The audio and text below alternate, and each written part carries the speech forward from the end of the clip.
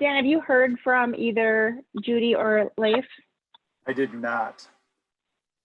Just want to make sure we don't have any, I'm going to check messages here real quick and see if we just make sure we don't have any technical difficulties getting logged in.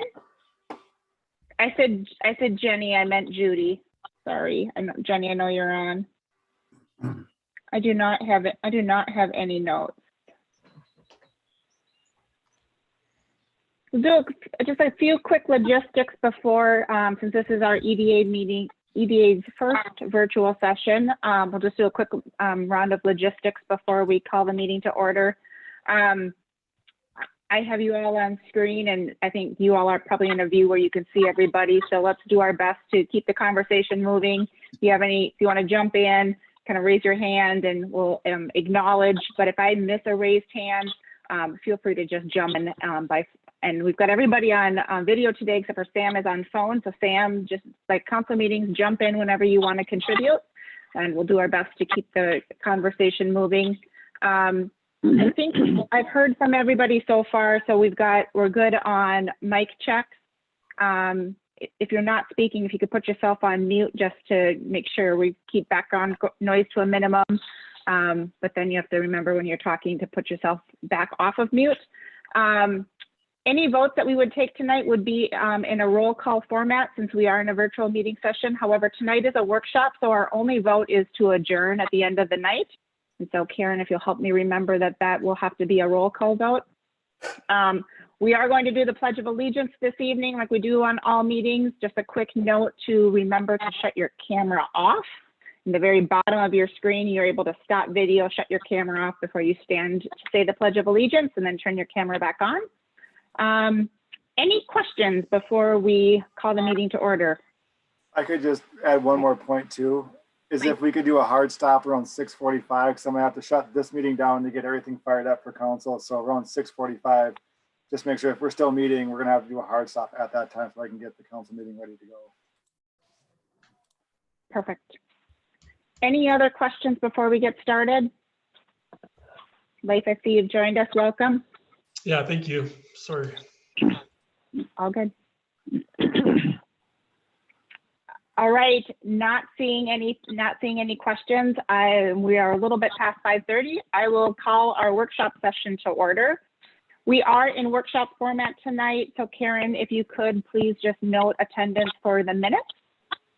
And if everybody could, if we could rise to the Pledge of Allegiance. Dan, do you have a flag to display? I do. Right there. Everyone wants to stop their video.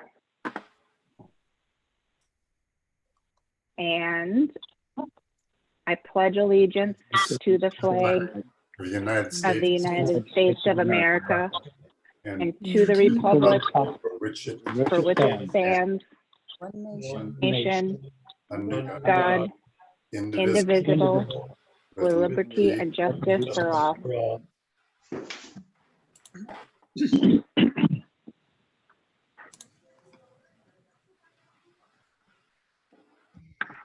And I think we're back.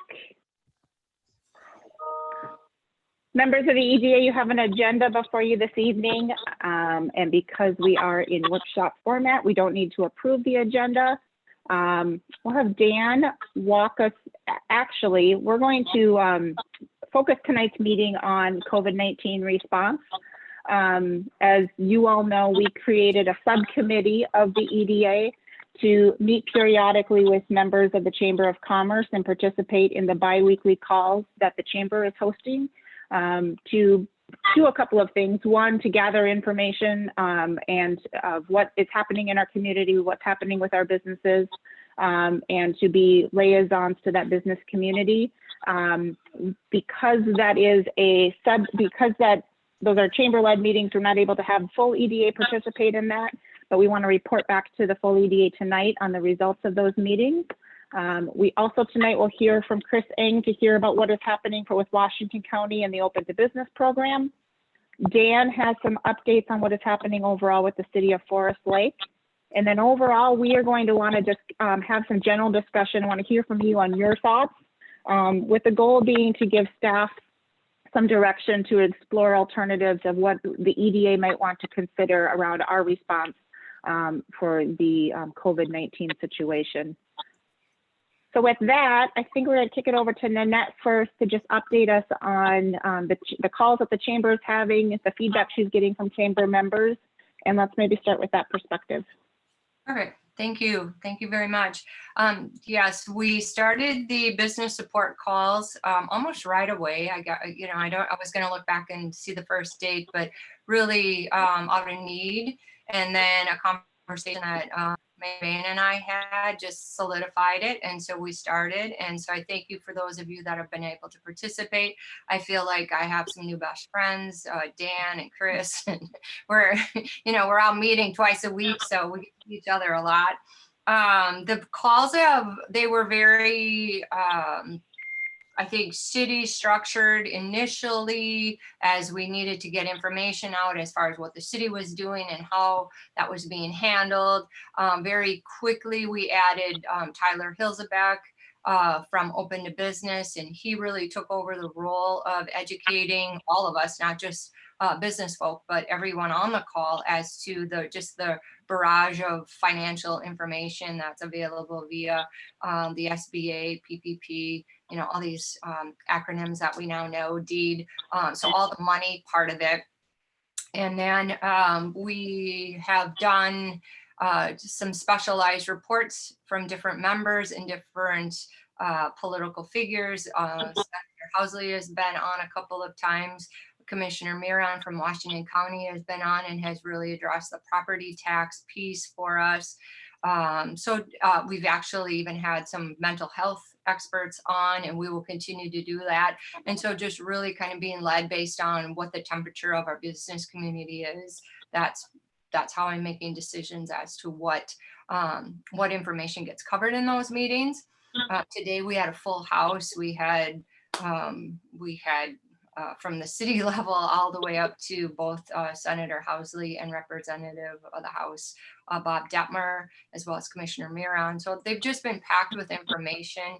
And I think overall, in fact, I'll send out little text messages or emails to members just to get their feedback. And so today I said, hey, is this still in line with what you're hoping? And they said, absolutely. All of the reports were really awesome because, some of these things are very important to them as business owners and community leaders with organizations. And I'm grateful that, Tyler is handling all of the financial updates, worked a lot with Dan, has been doing a great job of keeping all the resources updated on the city site. So again, it's really spreading out this work of keeping people educated amongst a variety of entities. And so I'm very appreciative of that. We've also, just so you know too, this is not limited to chamber members. This is an open forum. And so we've had folks from different businesses that we've not met before. So that's been great. Right now, if I were to guess, I would say we've probably had 75 to 80 different individuals on that call over the course of the last month. So that's, I feel good about it. I think that folks are even respectful and saying, hey, I can't make it, but I want to be on Wednesday again. So it's been good. The other thing that I feel good about is the fact that we've actually extended, and now the Quad City Chamber has joined us as well. And so again, they don't have to duplicate the efforts. They can come and get the information from us and not have to put in that kind of work as well. So that's a bit about how those Zoom meetings are going. I will share with you as a result, I was going to show you, just let me grab, this is a document that evolved quite quickly. Okay, I can't see what you see now. Are you seeing the checklist? Yeah. Yes. Okay, Yes. so Yeah.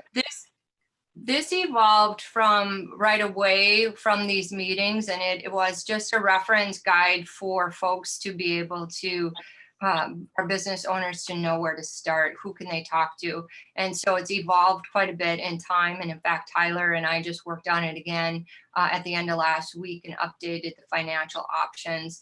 And so that has been a direct result of these meetings. So I'll unshare.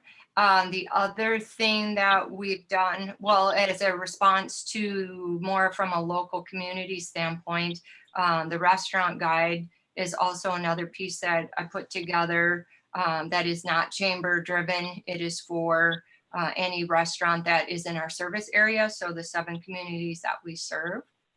And so that's posted on social media and shared in our e-news. I also want to share with you, this is, I get to share this today.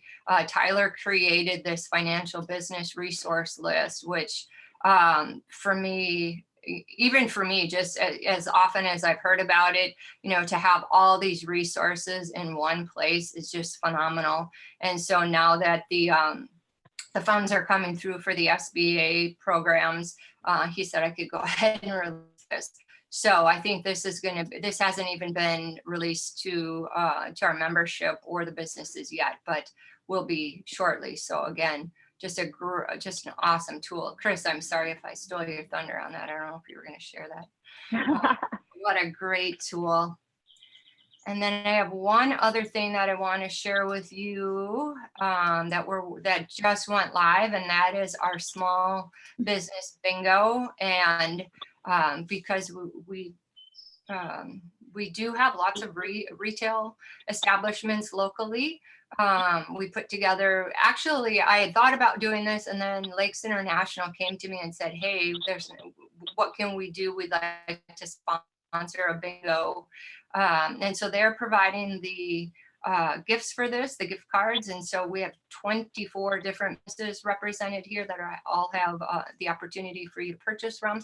And so this just went up on social media today. We just finished it today. So pretty happy about that, to be able to drive retail business to some of our local businesses all the way out to Wyoming with the Village Inn and Tanner's Brook Golf and whatnot. So you will be able to find the bingo card. If you want to participate, you can win. We didn't put any restrictions on who can win. That's on social media, and we'll also be going out in the Foresight Times this week as well on our chamber page. So those are the primary things that we've evolved and that have come out of our efforts to support local business, along with some things that Dan's going to share with you. So I think that's it. Do you have any questions? Questions for Nanette? All right, thank you. Yeah, nice job on those. Thank you for setting them up so quickly. And it's really just been a great resource and a great opportunity for EDA members like myself to hear what's happening and to kind of make sure we're being realistic about what some of the challenges are. And then also bringing resources to the table so that it's real time, because everyone's swimming in a lot of information and trying to digest a lot of information in a short amount of time. So nice job. Thank you.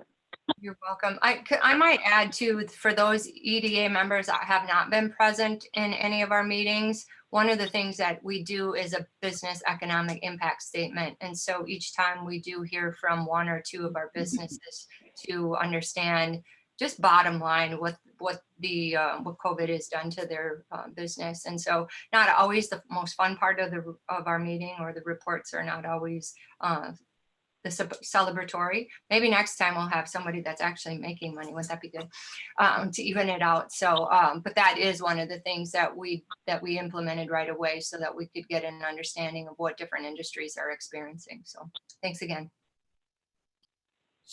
Absolutely.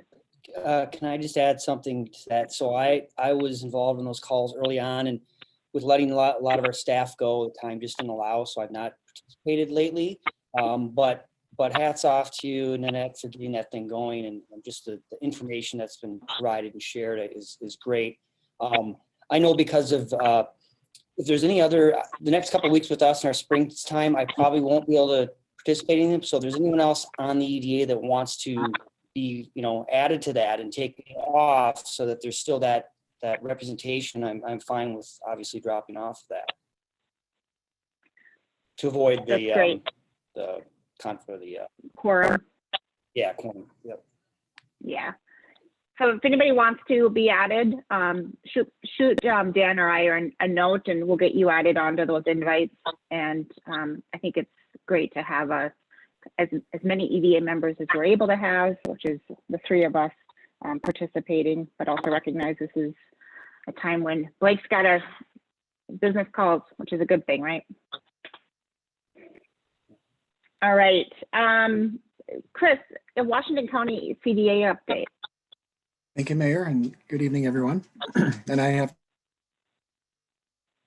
to echo the comments. I think Matt's doing a fantastic job with the weekly updates, and it's really a great way to partner with her and to share the information that Tyler has available, which is changing on a daily basis about the resources that are available for businesses right now. And I agree. It's really hard. It's heartbreaking to hear the stories that the businesses are struggling with right now, where revenues are 80 to 90% or more down from where they were just in the previous months. And it's frustrating. We are hearing over and over again that there's a lot of frustration with the SBA programs, and you probably have heard that they ran out of money. But now, as of 9:30 this morning, they are refunded again, and that program is open again. That's for the PPP program, the payroll protection program. But I do just want to give you a couple of updates, and Annette shared one of the things that Tyler has been working on. And if it's okay, Dan, I'll share my screen here. And so I hope you can read this. The print is pretty small, but I will also put the link in the chat box so you can see it on the CDA's website, or Nanette, if you have it, you can certainly hand it out to the folks as well. But just briefly, I just kind of want to walk through some of the programs that are currently available through the SBA. And just it's more of a high level information at this point in time. The one program, and this is all part of the replenished SBA, what they're calling 3.5 stimulus package. I do believe that there'll be more, talk about that in just a bit. But the economic injury disaster loan program, or the EIDL loan as we're calling it, is a program that right now is not accepting any new applications. There was a number of projects in the queue that did not get funding. And so SBA has received about $20 billion again for this new go around here, the second phase of it. And they're at this point in time not taking applications, but I would encourage you to keep an eye on this one. It is something to consider going forward. This is one that SBA makes direct loans. You can go to the SBA website and apply directly. And they do also have an advance a grant where you can apply for up to $10,000 depending upon how many employees you have, knowing that it's going to take some time before the money is actually released and it's a check sent to you. So they do have an up to $10,000 cash advance that they'll make. And some of you may be aware of this program and may have applications in the works, and just stay in the queue for this one, because as we go forward, I do anticipate that there'll be additional stimulus money, and they're already talking about the next version of what that looks like. The next program I'll talk about is the PPP program, or the Paycheck Protection Program. And this is a 75% forgivable program where if you keep employees on your payroll for up to 8 weeks, they will forgive a portion of the program. And this is the one that's been, you've probably seen recently in the national news, where some of the publicly traded companies are applying for this money and then giving it back because of the criticism they're receiving. And it's been extremely frustrating. We're even hearing that larger lenders aren't processing applications for a number of reasons, but it seems like the community lenders have done a really good job moving this money pretty quickly. And there is another $320 billion that was released late last week. That is, as of 9:30 this morning, available again. But this program is one where you all apply directly through your lender. And it seems like the local community lenders are moving pretty quickly to get this money out. And again, if you do have a application in the pipeline and we do run out of money again, which is, I'm hearing, anticipated within the next 48 hours, the money should go pretty quickly. But I do think, again, from what I'm hearing on the national news, is that they're talking about the next version of this already. So perhaps even adding more money to this federal stimulus program. And the reason it's running out, quite honestly, is that the need nationwide is so great for these resources, as businesses across the nation are really struggling right now. Next program I'll talk about is the SBA Express Bridge Loan Program. This one I'm hearing is funded, and there is money available in it right now. And I don't have a lot of specifics on that, but I would really encourage you to contact Tyler Hilsebeck. And Tyler has been really the one that is watching these programs on a daily basis. It gives me updates on a daily basis of what's happening. And truly, these programs do change. The rules and regulations change on a regular basis. So, so if you have any specific questions on this, I would encourage you to contact Tyler, and he'd be happy to answer them directly. Of course, the Open to Business program. Thank you for your continued support and partnership with that one. That one is still accepting applications, and certainly Tyler's out working with businesses to provide technical assistance and share with them resources that are available and helping them with managing cash flow right now during this difficult time. What did you? There's a couple of if other I can programs jump- I'll just mention. Please. Can I just Go ahead. jump in real quick on a question with Open to Business? What is capacity on Open to Business? Do you have additional capacity for some additional assistance, or are you already running over capacity? What does your pipeline look like? Thank you, Mary. That's a great question. So there is about $10 million available right now in the program, and I think there's that's what the revolving loan fund total amount is. I think there's about $2 million available, but certainly check with Tyler on that. I don't think they've stopped taking applications for that, but it is honestly, it's not a lot of money, but it's designed to help fill the gaps. And so that is one thing that we should certainly visit with and talk to Tyler about as well, if you're interested in that program. That is a loan program. And honestly, the interest rates in that program are designed to be a little bit more than what you'd see at a commercial lender. We don't want you to come to this program first. We want you to go to the commercial lenders first. And this one truly is gap financing. So we're not intending to compete with the private banks at all on that program. Thank you. Okay, great question. Thank you. Yep, and I'll just touch briefly on it. I am not an expert by any means on unemployment programs, but there's the shared work program, and there's a link on this matrix that Tyler put together, the Pandemic Unemployment Insurance Program, and I just sent Dan some information that just came out from DEED this afternoon. This is a brand new program just created by the federal government up until late last week, and starting to take applications already. Independent contractors and business owners have not been eligible for unemployment, but now through this pandemic unemployment insurance, independent contractors and private owner-operator businesses who are self-employed can now apply for unemployment insurance. And I did just check the state of Minnesota keeps a website of all of the unemployment statistics from across Minnesota, and just over 25,000 people in Washington County have applied for unemployment assistance since March 15th. So, and I don't throw that out to be a data point. Those are real people, and there's a lot of people hurting right now. That's about 17.4% of our total workforce. And so you can see that's a lot of people that are out of work right now. And so optimistic, I'm hoping that, with the governor's announcement last week, with the dial starting to turn and some businesses starting to get back again, that those folks will get back to work, and hopefully we see a light at the end of the tunnel. So I'm going to be optimistic and wish them the best, and hope that we can get back on track again, whatever that new normal looks like. So with that, I'm going to pause, and I'll stop sharing my screen and turn it back to you, Mayor. And feel free to ask Very any questions. Any questions of Chris this evening? I do have a All question. right. Yeah, go ahead, Jenny. I was approached by someone who kind of angrily said, with all these programs, when is the government going to stop printing money and just handing it out? Is there a state or federal, not a guideline, but statistics where we can show someone that if we didn't do this, the cost of the collapse of the businesses and the unemployment in the long run is going to cost the federal government much more than what they're doing for the bailout? Is there anything out there? Are there statistics out there that we can access? I honestly haven't seen it, Jenny, but that is a good question, and I can certainly look into it and pass that information on to Dan. But I can tell you from these calls, and the net can weigh in on this as well, and Mara as well, and Dan.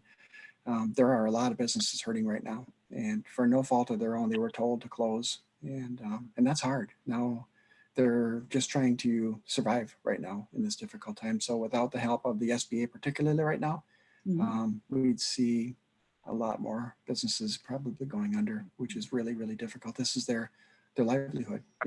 They've I know we in these businesses understand that, but the man on the street who's angry and doing well and still going to work. Yeah. They're looking at it as Yeah. giving the money It's away. hard. Yeah. It's hard. So Yeah. it's just, it would be nice to have something saying, this is what it would cost if we didn't do this down the road. This is Yeah. going to be You know, and catastrophic. I can only speak for Washington County. I can tell you that our economy in Washington County is truly based on small businesses. Over 85% of all of our businesses have fewer than 20 employees. 85% have fewer than 20 employees. And it's actually 95% that have fewer than 50 employees. So in the county, we only have 10 businesses that have over 500 employees. So our businesses truly are, our economy is truly based on small businesses. And so these are the types of programs that right now are really helping these businesses just get through this pandemic. And again, at no fault of their own. Yeah. It's really, really difficult to see the stories. Okay, thank you.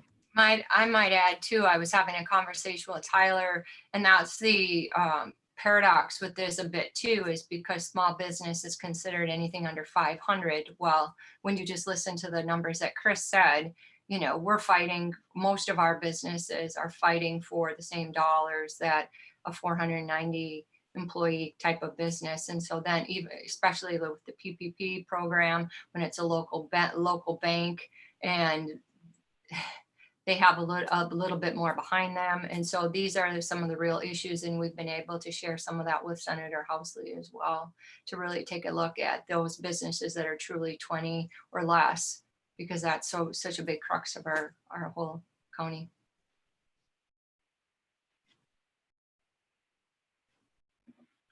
Agree. Any other questions for Chris?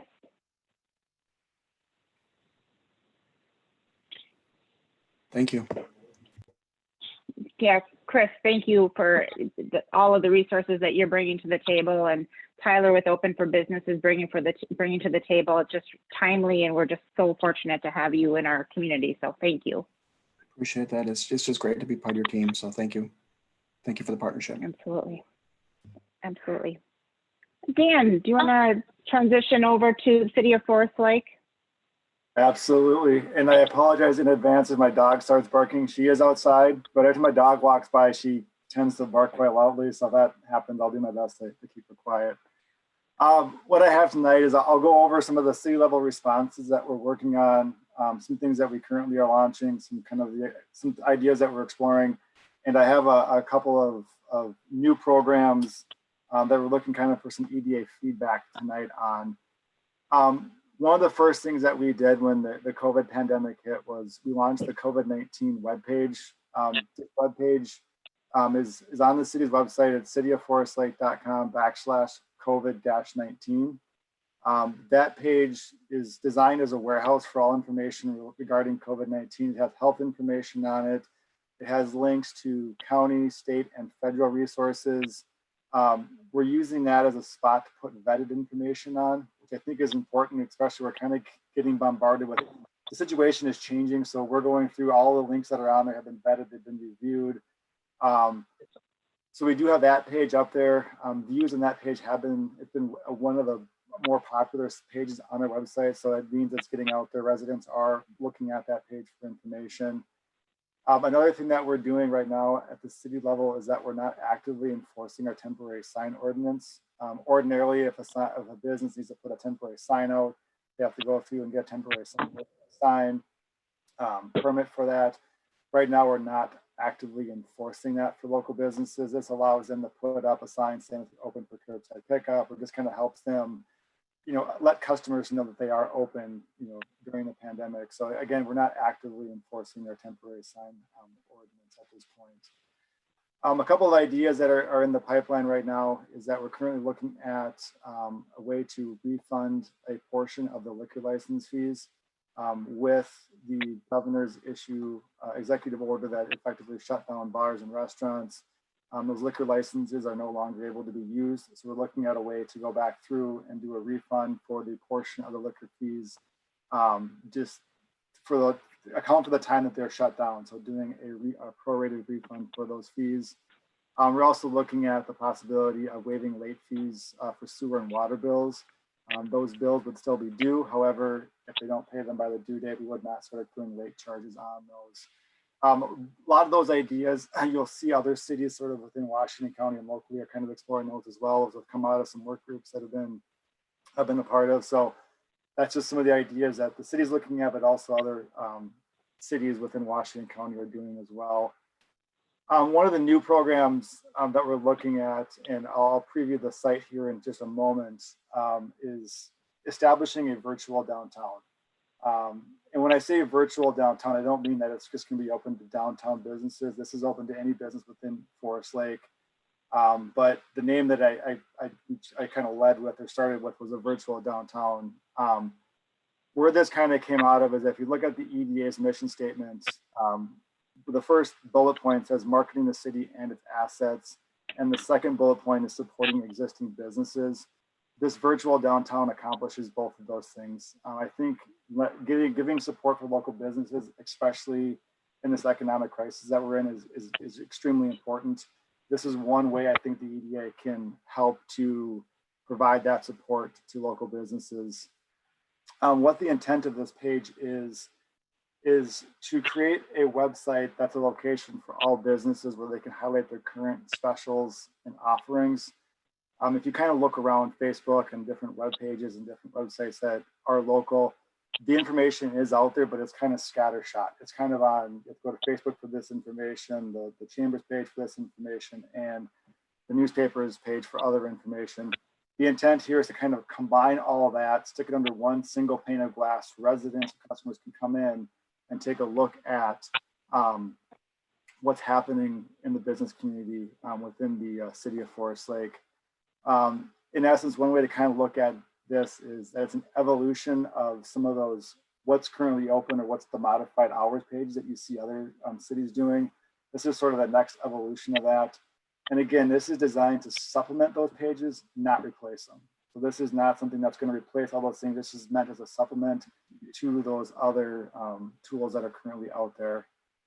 I think it starts to signal the city's move into more of a digital marketplace and helps us to start to build some of that virtual infrastructure. I think you start to see, especially now with everybody kind of working into a virtual world, and we're holding a meeting right now virtually, there's a need to kind of create that virtual marketplace at the city level. And I think this kind of starts as a first step to start building out some of that virtual infrastructure. When I did start working on this page, I wanted to make sure that I had a low barrier of entry for businesses. What I mean by that, I didn't want to make this technologically pretty advanced page that's tough for people to update. I didn't want to create additional work for business owners. I wanted them to basically get into this as easily as possible with as least amount of barriers as possible to the page. Designed it to fit within their current marketing infrastructure as best as I could. So in essence, the way this is designed, it's designed to run in their marketing background. It's also designed at the city level to run in the background as well. So it doesn't require constant tending by city staff. This thing basically is a set it and forget it type program. This will automatically update. And again, at the end of the day, there's no additional programming needed. You don't need to be a programmer as a business owner to participate in this. And looking at the requirements, they're pretty easy requirements. There's 3 requirements to initially what I looked at was 1, have a Facebook page. Reason why Facebook was chosen was that when you start looking at what local businesses are doing, Facebook is by far and it's head and shoulders above the other social media platforms that are currently being used. So I kind of picked the one that most businesses are currently using. So Facebook is the tool that was chosen for it. Second would be to fill out the city's form. I'm currently working on a sign-up form for this. This is going to be an opt-in page where we're not going to go out and start trolling for Facebook feeds. You're going to have to actually opt into this one. It's a simple form where it's just contact information. What's your Facebook page? Once that information is received by the city, we'll build it into the web page. And at this point, we're looking at you would need to be a business within the city of Forest Lake to be listed on this page. And again, like I said, this page automatically updates when the businesses update their Facebook page. And I will do a quick screen share here of the draft page. And bear in mind, this is a beta page for this. This is not the final version by any means. This is more just sort of ideas, try to get these ideas out into as a starting point. This is built on the Invest in Forest Lake website platform. If you recall, last year we launched the investinforestlake.com webpage. It's separate from the city's website. And looking what I needed this to do, I could not use our existing website to support this tool. So this is why it was built on the Invest in Forest Lake website. But breaking this down, we started breaking it down into 3 categories: restaurants, which is self-explanatory, it's a restaurant located within Forest Lake; businesses or any other type of businesses, service businesses, plumbers, realtors, mechanics, any type of other business will be listed there. Retail businesses will be here as well. And then added a section in for help resources. So if you're looking for, you know, what the YMCA is doing, what local schools are doing, you can find those listed on the help resources page. But what you will see here is when you click on the restaurants page, this is how this will look when this is up and done. What I did here was I went out and just started kind of looking at what, pulled some Facebook feeds into this page as an example of what this will look like. So here you have the chamber, the Grillium and Vanelli's going across the top. And then you see their actual feeds here. And again, these feeds will update as soon as, say, the chamber updates their page, that new post will be listed here. So you see, Annette just had commented on that, open that small business bingo that is now listed here. And you can see it was updated an hour ago. So there's a current page there. Same thing with Vanelli's, they updated their page an hour, and that page is here as well. Another benefit of having these all warehoused in one location is that you don't need to be a member of Facebook to view this. Sometimes if you're doing exclusive Facebook marketing, your audience has to have Facebook accounts to see it. This, you don't have to have a Facebook page to actually be a member of Facebook to see the information. But if you want to dive in and see more of what a local business has, you can click on this and get taken right to their page. So here, if you click on the Chambers page, you're taken right to the Chambers Facebook page. And again, the page I have here, the web browser I'm using, I'm not logged into Facebook. So this would be as if I don't have a page, I can still go in and see what those options are. So it's sort of taking some stuff that could run in the background and bringing it out to the foreground. So people who don't want to be a part of Facebook would still be able to use this page. And again, we have space right now kind of initially for as many restaurants that are needed. We have unlimited space vertically on here. So it would just be kind of a first come, first serve. You come in, that's where you get listed on here. Scrolling down. And as part of this program, as part of this sort of like this virtual, you know, marketing for the city, kind of this virtual infrastructure, one thing we're looking at also doing is establishing a partnership with Lakes Area Television to create marketing videos for local businesses that we could then roll into kind of an area video for the city of Forest Lake. So we could kind of take these small piecemeal stories, these small 2-minute, 3-minute stories, and then roll them into a larger video package. And that, if Paul would, if you would be able to take over just for a brief second to kind of show or kind of give some of your ideas on what that video package is, or launching the virtual marketplace as well as a sort of video campaign, kind of as a combined virtual marketing effort for the city. Sure. So yeah, and working with Dan, just trying to come up with ways to help businesses come back from this. And so part of my station is I can't really do commercial stuff, but here, want me to share this page, Dan? You see how I do that?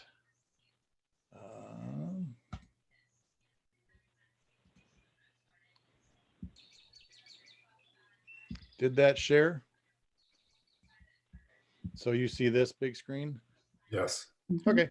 Yep. So this was just general idea of ways to work with the chamber, work with EDA, and just come up with ideas just to help businesses tell their story. So it wouldn't be, you know, we're not selling a product, but here, if you want to talk about why you put your business here, what your business went through during this crisis, and we just kind of learn about you, and that just creates the awareness about the different businesses, and just any way that you guys can think of that we could possibly through video or somehow digitally help these businesses come back, generate some more business, reach out to the community, whatever that is.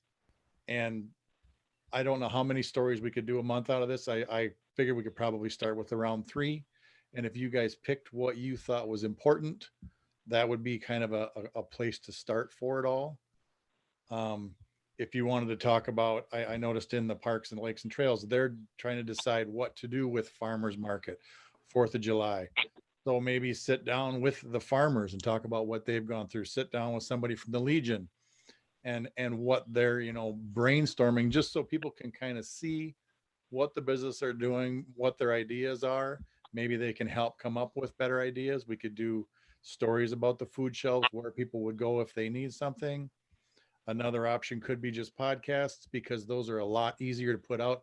And even some of the ideas you were just talking about, like when Nan sits down and has these conversations with Detmer and Housley in the community, those can just be recorded podcasts where you just set up an interview with one particular person explaining the business rollout this morning, and that these businesses have, up to 2 days to get on this. And we can make somewhere locally, either on Dan's new site or LATV site, so they can get an app right off of Apple iTunes or whatever. And we just kind of have forest-like podcasts, just interviews with people specializing in different areas of things. And this is all just to get information out of what the city's thinking, what the businesses are going through. A lot of it let people know they're not alone. They're all kind of struggling. I know one of my biggest things is I learn in classroom settings where other people ask questions that I wouldn't think to ask, but that always kind of helps. So this is just, the whole community can kind of figure out a way. If you guys figure out a way that video can help this somehow, or I can just help you promote this and go forward. Right now I'm working with the schools, that kind of different from you guys, but I mean, I'm working on virtual graduation ceremony. We're working on virtual National Honor Society ceremony. Leela reached out and they want to help promote their new kinder prep program. So it's just anything like that to help tell a story about somebody in the community, just to kind of help them get out there. And so to create awareness, and other people can reach out, and that's it. Just tell stories through video somehow.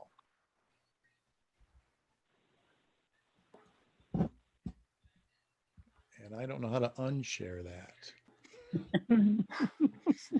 Yeah, I can Paul stop. and Dan, are you thinking that you are, so in those stories, are you able to be as specific as to tell the story of a particular business? So for example, could we do a story about what it's like for Blake and Lakes Area Floral to be reopening, and, kind of setting up the social distancing parameters? And are you able to do something that's that specific and contained I with one think business? so. That's kind of up to you guys, how specific I get. And I think I would leave it up to you to determine what would help the city and the businesses the best. But yes, absolutely. I mean, I can record interviews through the computer. If there's a way to safely go do it somewhere standing outside their shop, absolutely. I did a video for someone else a few days ago where I went in with a mask, and I never got anywhere near anybody, and I never literally touched anything in the entire building. So there is ways to do this. And like you kind of got it there, just to show people what's open, what part of it's open, what can they expect. And that will help people go to the business. Like you say, for Forest Lake Floral, people might not know what they can do there. So just to bring awareness to it all. And the reason I threw in the podcast one is because that is by far the easiest to produce. We can record something and have it up for people within an hour. There's no editing for the most part. So just flat out audio stuff is very easy, but we can do that to a point with videos like this. I would have to go to a little bit higher quality. People will watch longer. If it looks just like a home Zoom movie, they will shut it off thinking I don't care. So there, you have to put a tiny bit of quality into it, but I just to throw it out to you guys so you can start thinking about what might help businesses in the city come back. And it's more just telling, wouldn't be Forest Lake Floral. I mean, you could tell the story about them, show their store. People can kind of get the gist of what it is. I can't say, come on in and buy these flowers. That goes against the rules of my station, but I can talk about them and explain what they went through and how they're going to reopen. And that's just more of a story-based video. How long would you, when you envision those, what would you recommend as a good balance of depth of content, but also something that's going to keep people's interest? I mean, these are not, 60-minute documentaries on sport. I'm thinking Lakes 3 Area minutes. Floral, but I'm thinking around 3-4 minutes, and as sad as it sounds, is to start these with conflict, for lack of a better word. Start with the troubles they went through, and that will make people keep watching. As sad as that is, that grabs them. And then explain how they're overcoming it, and people will watch that story and start rooting for them, and then by the end Yeah. want to go help them. So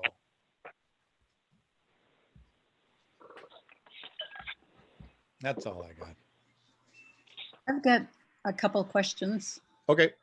One is on the podcast. Say Nanette did a podcast with Housley and Tyler about the new finance programs. Now those change daily practically. Yep. As the rules change. Who's going to be taking those podcasts down?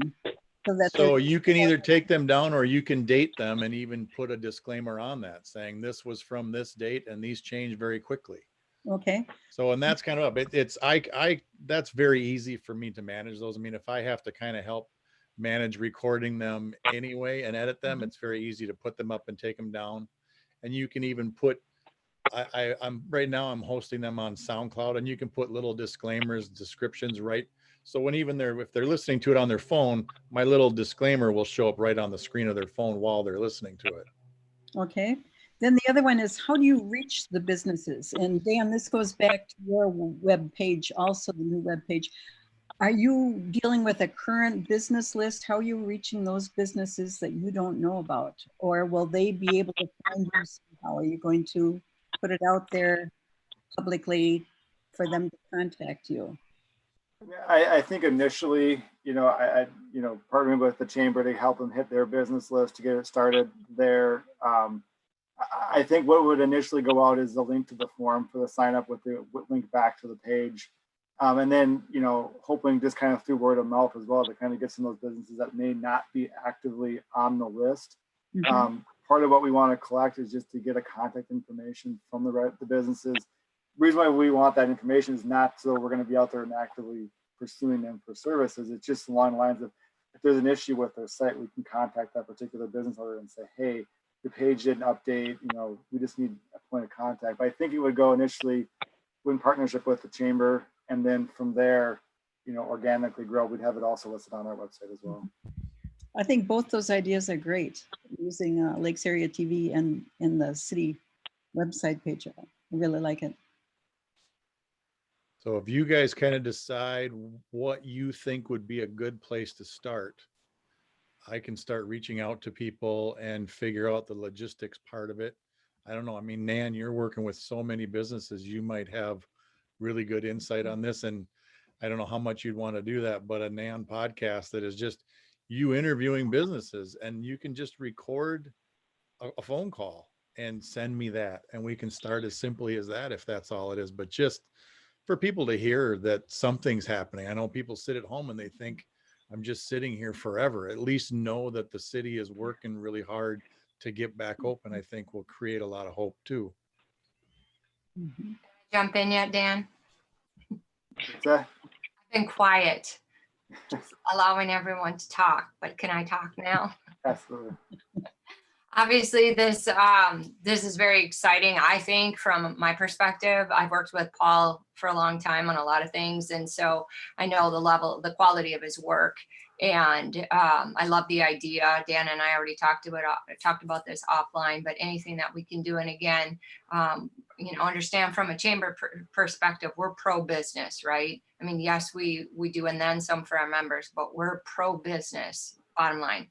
And so I can think of lots and lots of areas that we could reach out, and specifics and stories, and because you're right, there are, that's really what we've seen happen right through these calls that we've been on over the course of the last however many weeks it is, and Tyler just mentioned too the other day that the importance of, as people are coming out the other side too, that when we start to get some, we're not there yet, but when we get through the other side, those praise stories as well. And so I think it's a fantastic tool. I think it's a great opportunity for us to work together. And those are some of the things that I've been looking for with the chamber, is to be in partnership on different projects. And so when Dan brought it up, I was like, I was coming to you about similar things. So the timing is perfect. So if I haven't mentioned, I'm all in on this project.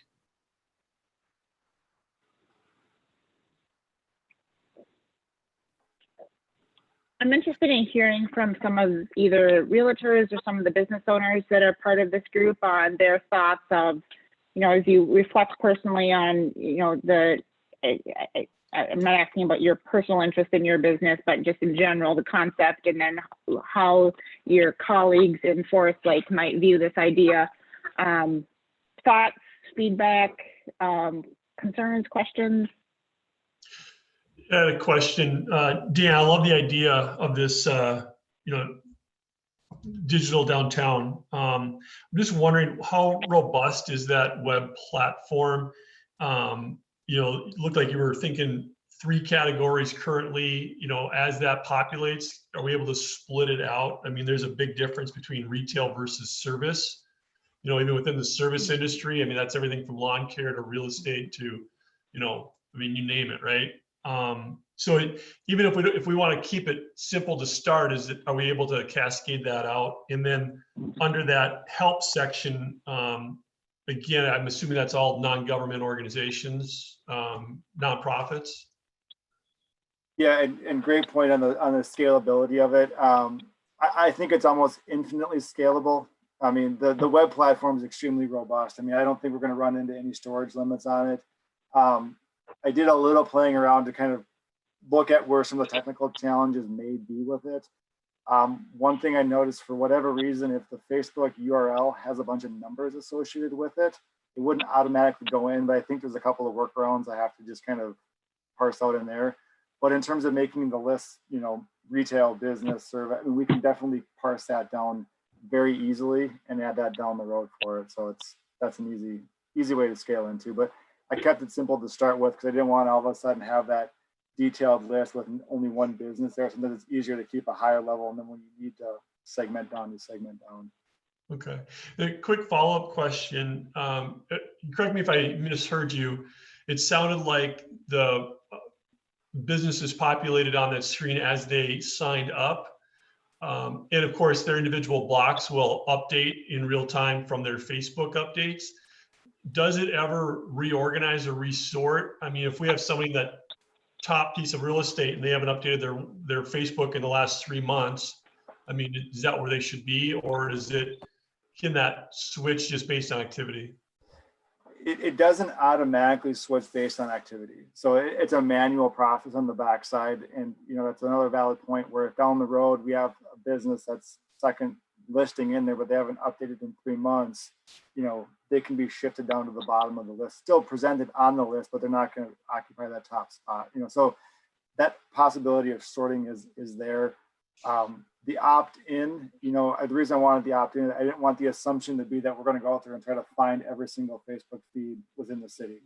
That's just, I think, too much of a challenge versus if you have a simple form you fill out, then I get the addresses, then I can work with them to get them listed on the site. Great, thank you. Mara, to answer your question, I think the podcasts would be great for general information, not for advertising any particular brand of real estate, but to keep people apprised of all the changes that are happening rapidly in the mortgage industry. It's throwing a lot of people out of the home buying with the credit rating changes. And what the market is really like. A lot of misconceptions that this is a bad time to sell, and it's a fantastic time to sell. But it doesn't need to be branded to Edina or LaBelle or anybody.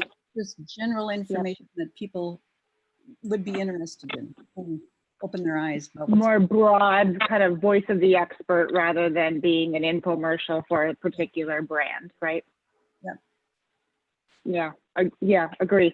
Do you feel that we could create a kind of I know there's a local realtors group, right? So could we create a list and have, a kind of some collaboration amongst that group on who's going to speak on what topic, on what time, and, kind of create some, share the wealth a little bit, but also provide, great content that's meaningful and timely. We're a very friendly community of realtors. Yeah. We share a lot. So, right.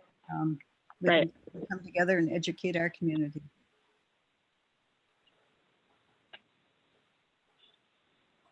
How about the video idea with businesses?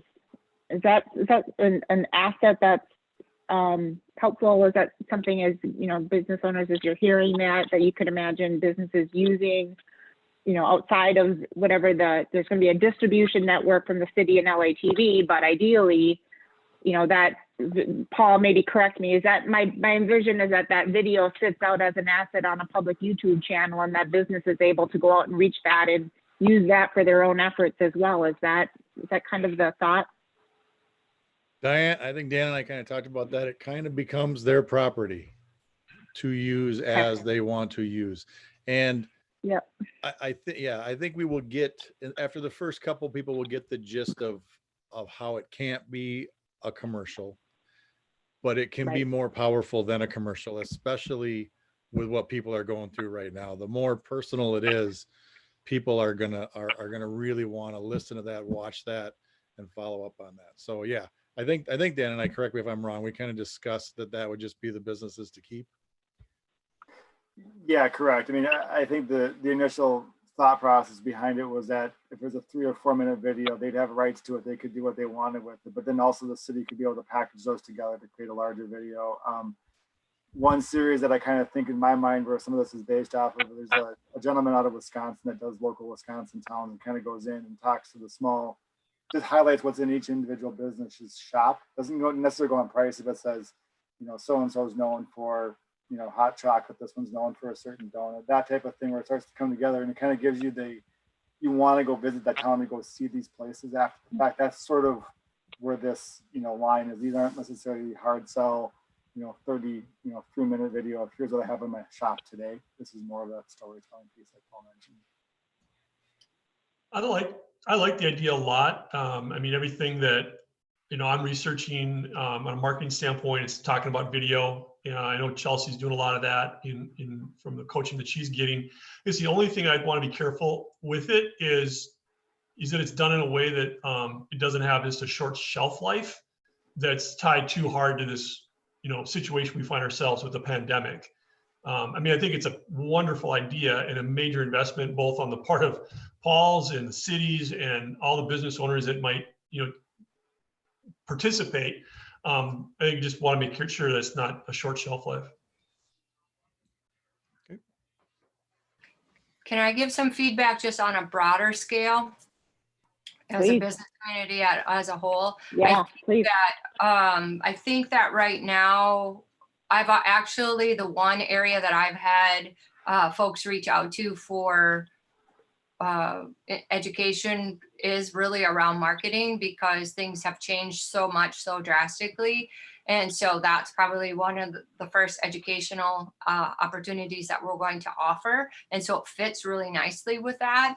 And having the video and podcast, you know, these are things that business folks haven't been doing, but they're forced to because we're in a different world. And so I like the fact that we're proactive about it and giving them because this is what they're asking for. What can we do? How can we educate them? But the other piece of it is they do not have the time or the energy or the resources to make it happen. So that's why I think I'm so excited about it, is because presenting a very true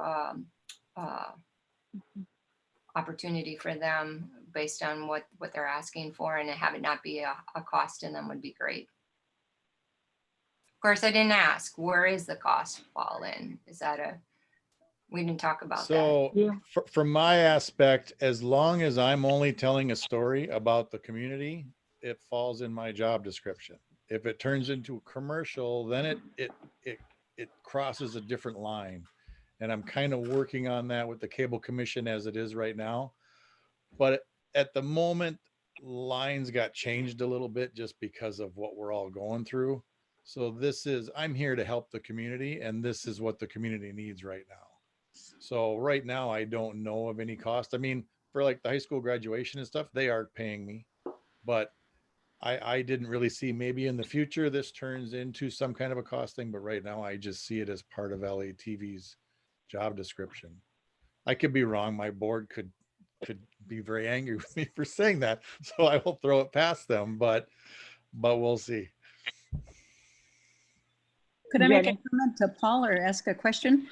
A good Yeah, place absolutely. to start out that would appeal to everybody is what the seniors are doing. If he did a podcast in real, or as you're building the senior event, if you took your snippets and say, okay, this is what Forest Lake Senior High is doing for their virtual graduation, I think that'd be really interesting to the majority of the community. I'd like to know how they're going to do that.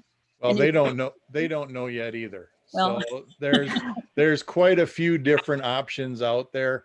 From one is just completely virtual. It's just a video, but they really want to give the students some kind of experience. But that could be part of the story you're talking about. This Yep. is the challenge. This is the sadness of what they're missing. This is how we're going to overcome it.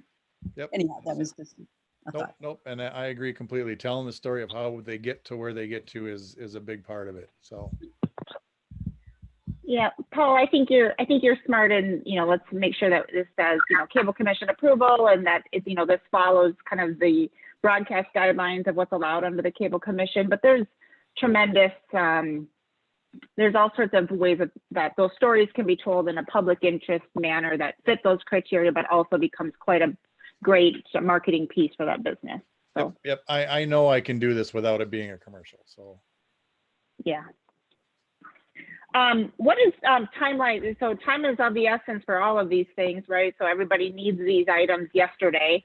What would be a timeline, and how do we kind of get to a decision point and a program point that is kind of a deliverable that we can get started on some of these items, recognizing that there is going to be a lead time, for those stories to get shot and told, and for that traction to take place, as well as for the virtual downtown. Paul and Dan, what would you recommend from this group to keep things moving? And then what does the timeline look like?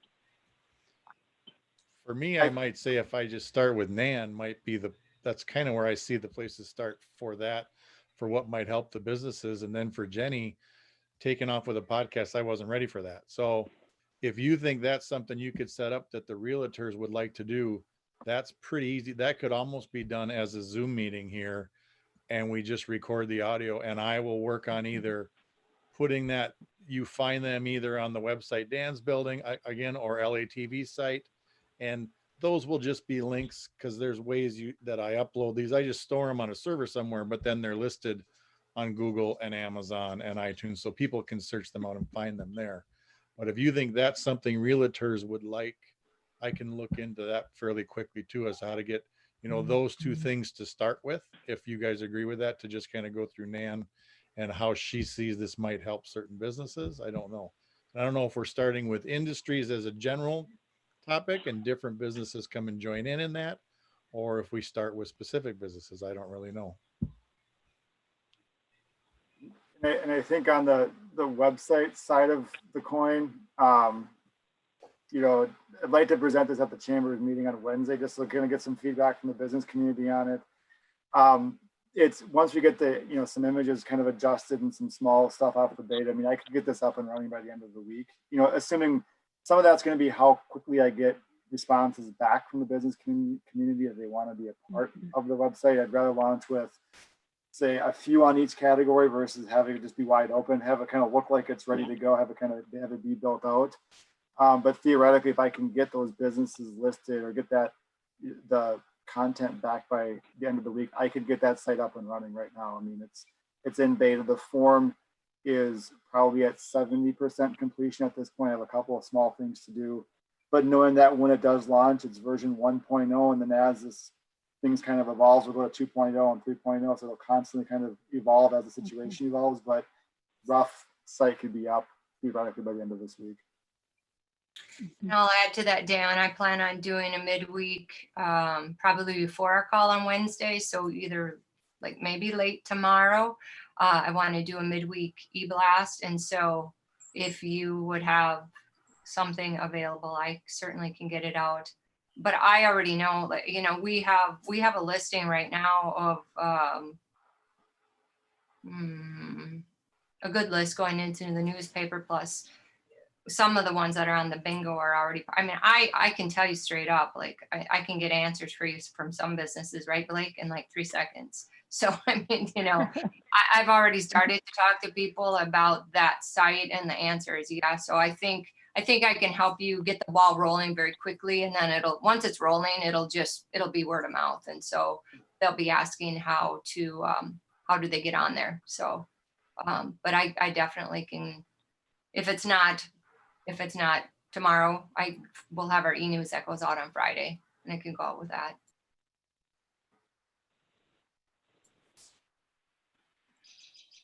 On the videos, because we do have there is a limited production capacity in that, Paul is so instrumental in, creating that story and that narrative, and Paul is just one person.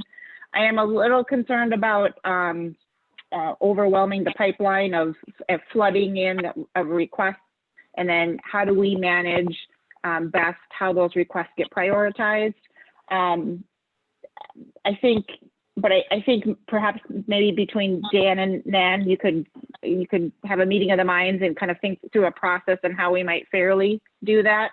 And then while we're getting that going, perhaps get a couple of pilots, choose a couple of businesses here quickly, get a couple of pilots to use as an example. And then we're able to kind of run both tracks at the same time. Yes, we can get started. And then we're also kind of figuring out the process of deciding if we are overwhelmed by requests, how those are prioritized and sequenced. Because I have a sense that we need some fair method to make sure that, all of those requests are being considered. But also, if there's capacity now to start producing and getting those stories out there, let's also take advantage of that. And I think to that point, one thing I kind of thought about on the form that goes out when they sign up for the virtual downtown, have a checkbox that says, are you interested in the video production? And kind of explain what that looks like so we can start gauging interest, kind of in essence, get the full temperature with one form sign up versus having to go back to them 2 days later and say, are you interested in video? So if it's all done there, then obviously kind of based on feedback, having to go through that prioritization process based on what comes back in on the forms. And that production pipeline will probably change as we open up here. It might very well start off with virtual interviews and photos they send me.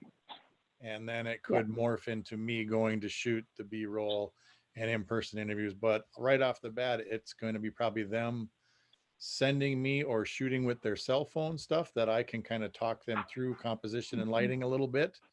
And I can work out some kind of cloud drop, but they just throw me their footage and I can interview them over the phone, and I just put it together with nobody leaves their house. So that's probably where this will start. I think on the video part of it, I think that you also have to have a bit of diversity, right? And so I think that will drive the process, right, Dan? I mean, thinking from a human interest story, you want to tell a variety of stories. And so that will kind of govern the decision as to who and how and in what order.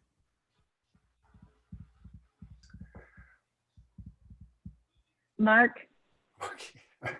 I was wondering how to, exaggerate the startup of all of this, but your notes are well taken about how it might overwhelm the pipeline.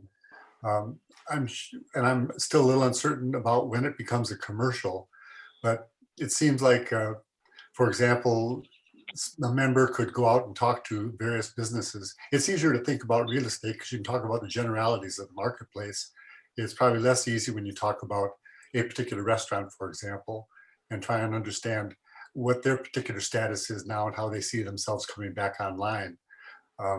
But it could be something that, just like you said, the cell phone, we could feed the pipeline if we find our opportunity to go out and talk to various businesses and just start to feed the pipeline through the chamber, through the city, through Paul. I might need an education about how to temper that because I tend to roll too hard and fast.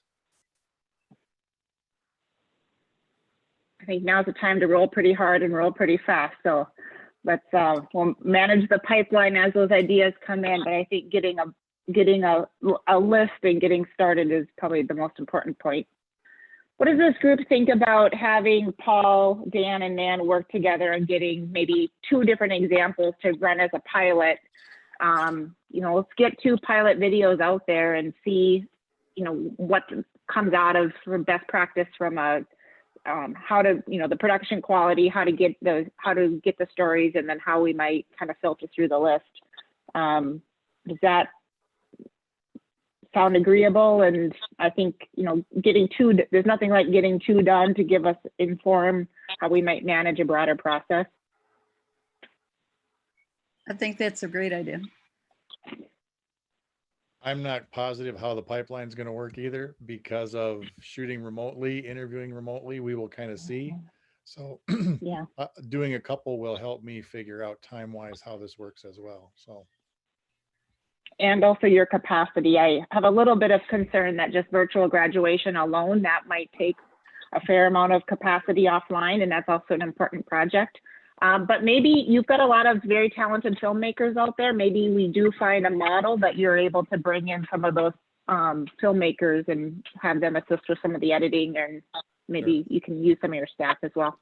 I have noticed some of the various high school clubs are all starting to reach out to me at the same time. So, yeah, because they don't really know what to do as the school year comes to an end. So, yes. Yep. Everyone's doing a commemorative video. Yeah. If I can I think it's a great idea. Anyway, we can get marketing the, obviously, whether it's business individually or as a sector of different business, I think it's great. But just real quick, in essence of time, I know, Dan, you have a hard cutoff here in a couple of minutes. I just want to bring up some of the things you first started talking about as far as the liquor license and water and sewer bills. I think that really is key. It's almost like, especially in the water sewer thing, it's almost like those payments a little bit for businesses right now when cash flow is critical. And so if that's something that the city thinks it can afford to do by deferring the water and sewer and or giving those liquor license a break, I think it's key, and it's something that I hadn't even thought about that, but I think it's a great idea, and I think something really the city needs to move on if they can afford, if the city thinks we can afford to do it. I think the part there that is a little less known is the sewer and water deferring those late fees. I think there's some more checking that has to happen there to make sure that we're okay for that. I think from a temporary sign ordinance and the liquor license fee refunds, I think those are pretty much, it's like requires council approval, but that's more administratively a no-brainer. When they did the governor changed to that they could sell liquor for pickup, was that anything they had to go through the city to get the okay on, or that just automatically happened without any? Okay. That was done administratively at the state, correct?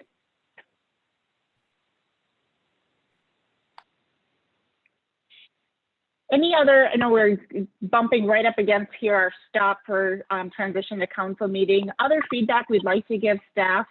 Otherwise, we will plan on having a meeting at our next regularly scheduled time to review through these items. And then just given the nature of this situation, I'm sure there will be a host of other things to talk about at that time as well. I know that we have on the council meeting tonight a discussion around arts in the park. That is weighing heavily on everyone's mind. And just so everyone knows, 4th of July is also weighing on everyone's mind, that there has not yet been a decision made on the 4th of July. We had decided with the Legion to defer that, but certainly we can only defer making a decision for so long. So stay tuned for those as well. Anything else we'd like to talk about? We can go over here just a couple of minutes. I had a request for just a very small project. Dan and I talked about this the other day too. And right now I have a partnership on a coloring project. But again, when I talk about this community engagement, all the stuff that we're talking about is business and community as well. But I want to do just a sidewalk chalk probably in the summer, again, because the kids are home and parents are going crazy, and looking at partnering with the city. Again, it's just a feel-good project where we would put packets together of chalk, and then they would be able to submit their photos and that kind of thing. And so I haven't really dug into costs or what that would involve. But I did want to bring it up today just as a potential project, probably in June. I love it. And whatever we can do to support that, that's either marketing side, or if there's a small cost item, we can help defer. Let's consider those items as well. Perfect, thank you. especially as some of our recreation items here in June are becoming quite soft. Anything else anybody would like to bring up this evening? I'm not seeing anything. I will entertain a motion to adjourn. I'll move I we move to adjourn. adjourn. We have a motion by Mark. Is there a second? I'll second. Seconded by Jenny. And Karen, can we do a roll call for adjournment, please? Sure. Blake Roberts, Aye. your your audio's off. Judy Huntash. Sam Husnick, Aye. Mark Finneman, Aye. Jennifer Lorge, Aye. Leif Erikson, Aye. Mara Bain. Aye. Thank you, everybody. We will meet again at our next regularly scheduled time and appreciate everyone's great participation tonight. Be well. We're adjourned. Thank you.